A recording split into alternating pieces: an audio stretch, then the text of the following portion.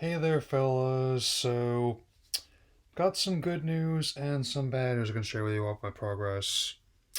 The bad news is I'll have to push the one video I wanted to do for an experiment this month from movie review to April the earliest. The good news is they're finally working on fixing some of the issues that we're having going on the internet this month, and so that should be hopefully out sooner than later. In the meantime, this weekend just saw another free game I was given for a trial run on basically the close to the entire game, or at least most of it.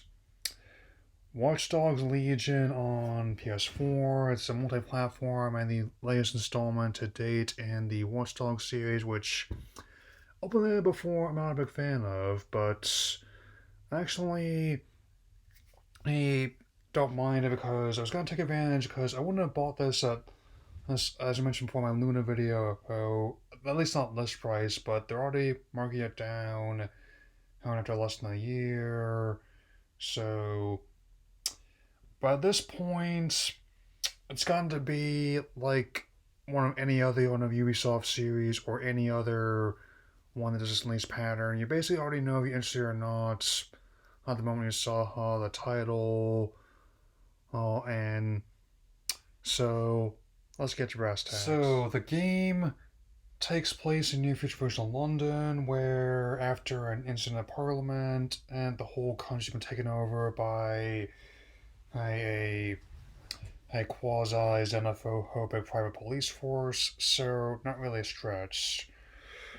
However, it's very surface level look at this idea. I mean, it's more or less just window dressing to the usual open world gameplay loop you kind of expect from the series and Ubisoft as a whole as of late. I mean, really, he, it's about as realistic to me, he as like Leon on doing a hat trick like after the face Galarian Star tournament, and I mean, the gameplay for the most part is competent, and will give it that. I mean, but something tells me, hey, even though it's not quite as infamous as other titles that came out in the previous year, here, I mean, something tells me I'm finding this situation a bit more fun than developers clearly intended to be.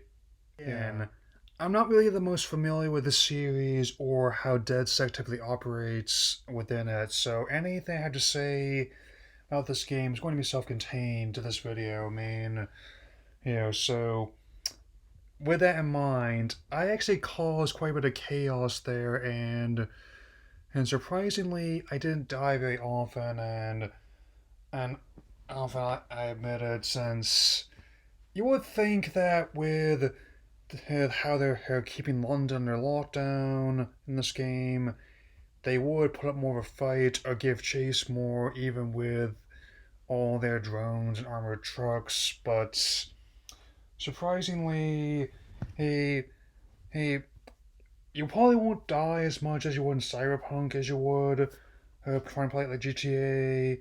Hey, but I managed to have a bit more enjoyment out of just causing chaos.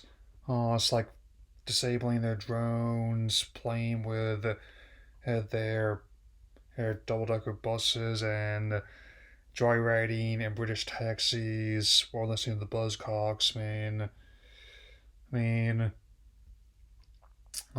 I would have mentioned that in the Gorillas, but they're going through some stuff right now that I'd rather not mention. But what I will mention is that as the PS4 is slowly but surely making way with the PS5, as question title, it's for the most part alright. I mean, there is some uncanny valley stuff going on there, like here. I mean, clearly the people have developed some impressive technology behind it. That was a bit disorienting when, and at least he's half the recruits I managed to gather have similar sounding voices. I mean, just pitched differently. I mean, especially in this mission where I had to find out information at a local camp. I mean, was Scott McNeil not available or what? So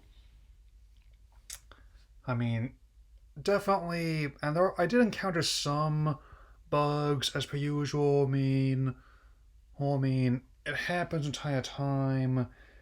I'm nothing too game breaking like the infamous launch of Assassin's Creed Unity. Eh, but I did was kind of finally amused by the name the error called Boring Taco when my connection went dead a couple times, man. Since I previously played this game on Luna, and I will say this. This incident had to re-app the controls half a dozen times in the opening mission in Parliament, where I have to say that out of the ones I encountered, my favorite character was probably your OS Bagley. He and I were basically on the same page, and more or less acting like Jarvis, or like a virtual version of Alfred Pennyworth. I mean, just how deadpan and it is, and I mean, I'm aware here that the situation is clearly much more complicated than this game's making it out to be, but of course I'm not going to say that because of gamification. I mean, I'll probably I definitely not want to pick this thing up at list price, but maybe if I see it marked down in a bargain bin or on PlayStation Now, I might check it out again in the near future. Or And as for other stuff like selection on radio stations and the cars you end up taking control of, well, I mean, you have a good selection of, as I mentioned before, British taxis. You're able also oh take control of Bentleys and all but name. I don't think because they're notorious for not allowing their cars to be used in who's even in positive light. So to a point where even one movie I did not enjoy actually bought them out of pocket and then had to make them lived in. And I mean, I don't like to talk about that film, but what I do like to talk about is that apparently top of Dalton reminded me of Bond. And there's also another car that's basically an Aston Martin DB5 in all but name. Um, I'd still like to do a Bondathon in the near future to make up for the delays that No Time to Die has faced, like all the canon films I have not yet reviewed. Also, I know I brought up Cyberpunk earlier in this video, but if you're asking me which one I'd be willing more to play, hey, well, I probably would still go with Cyberpunk because warts and all it had personality towards it. I mean, whereas this one, it's basically hey no different to me hey than as from a purely gameplay and conceptual point of view than any other title I've played.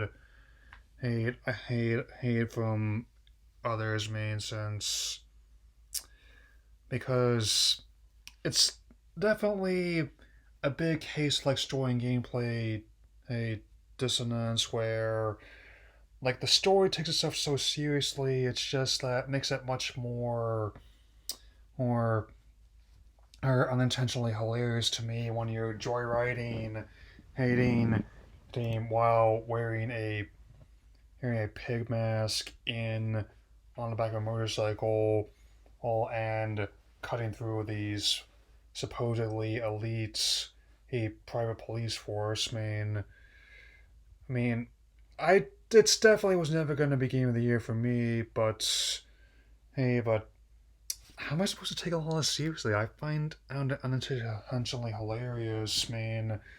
Yes, and how it's depicted.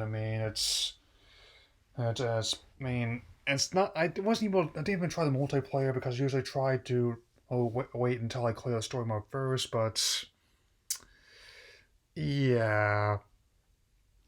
Anyway, let's make a lot of save for now. I still intend to do like those Kong reviews before I see Godzilla vs Kong. Hopefully this soon as Wednesday, and I will touch all later.